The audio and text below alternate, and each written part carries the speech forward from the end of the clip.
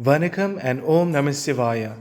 Welcome to part 7 of the nature of Padi, Pasu and Pasam. Chapter 3. Padi Iyalbu, the nature of God.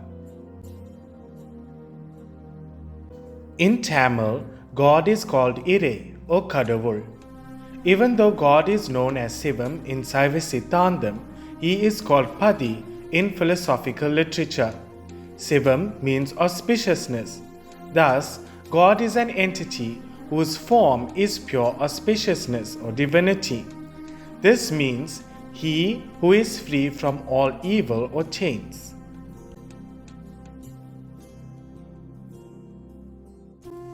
That which is inauspicious or totally evil is Anavam, which gives unending misery. All souls were tainted by bondage, Pasam, thus the souls were not pure. The Lord is not tainted by Pasam, therefore he is called Ninmalan. Souls that were tainted take various births. The Lord is not tainted, so he does not take births. He is therefore praised as Pirappil Peruman, the birthless Lord. Padi means protector. This means that he protects all entities that are below him. The fact that he is above all makes him Padi, master. The Tamil word Andan is also used to refer to him as master.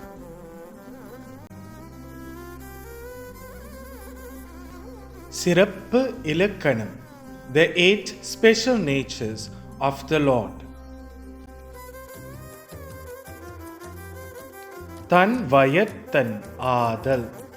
If God, Padi, is master who is above all, then he should have total freedom. If something or someone else controls him, how can he rule this universe? Therefore, the Lord has total freedom to do whatever he wants and whenever he wants to.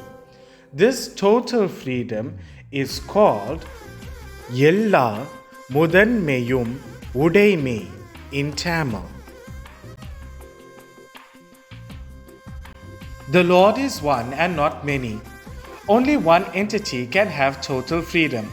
If somebody or something else also has total freedom, then it cannot be called total freedom anymore and will no longer be a special quality.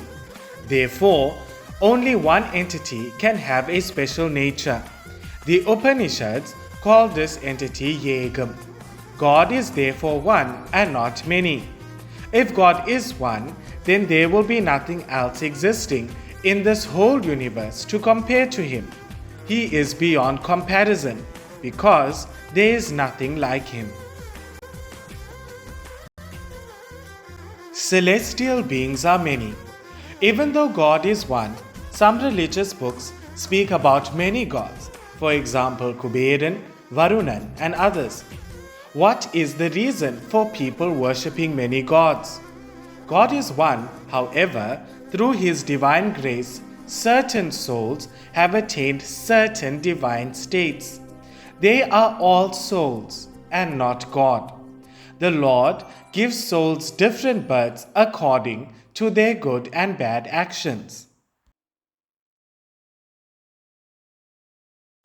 As mentioned previously in other videos, there are 7 types of births.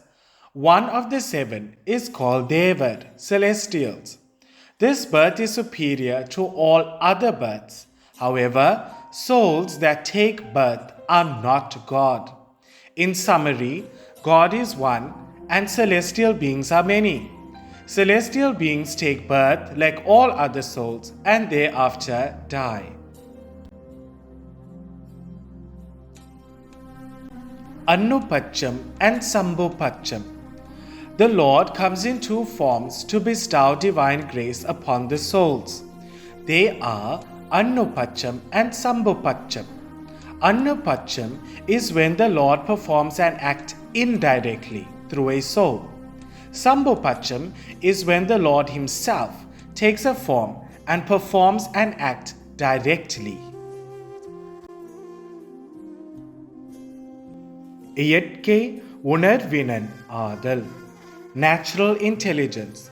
If the Lord has to have total freedom, he must first have total intellectual freedom, meaning he should have the ability to know without the help of something or someone else.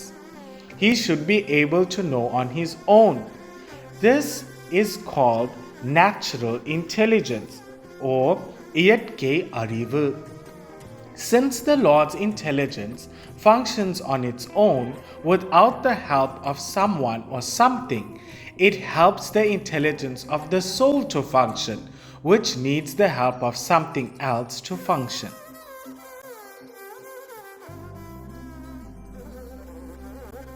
முற்றுணர்வினன் ஆதல். All-knowing, omniscience.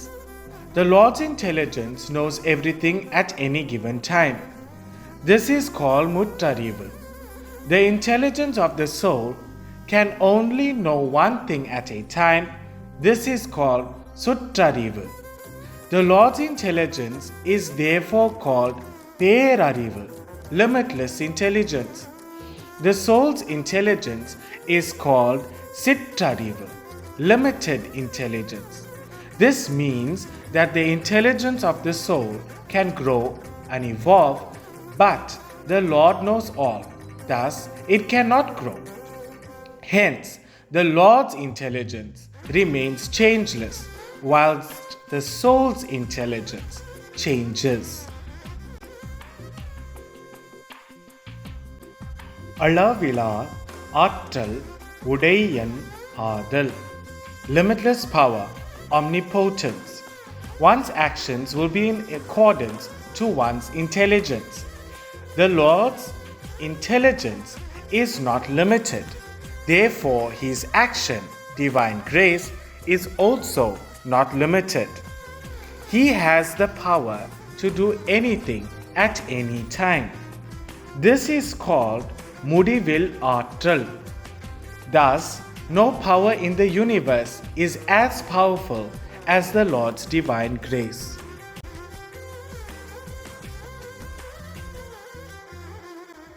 வரம்பிலா இன்பம் உடையன் ஆதல்.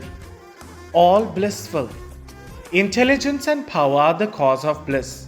The Lord has limitless power and limitless intelligence. Therefore, he has limitless bliss. That which limits happiness is sorrow. Limitless happiness, which is bliss, cannot be limited by sorrow. Thus, the Lord does not experience any sorrow. பேரருள் உடையன் ஆதல். The Lord is all blissful and has no wants or needs. One can only want something if one does not have that particular thing. There is nothing that the Lord needs, as he owns everything that exists.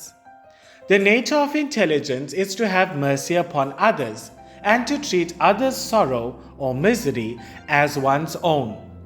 The Lord's intelligence is limitless. Therefore, his mercy is also limitless. He has mercy upon limitless number of souls by always helping them to grow their intelligence and finally remain in bliss without expecting anything in return.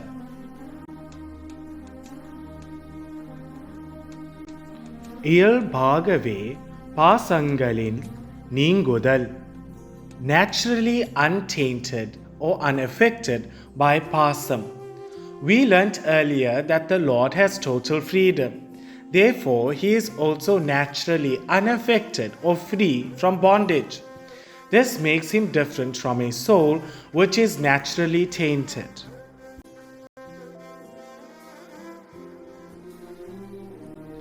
தூய உடம்பினன் ஆதல். All pure. Pasam, bondage, is impure.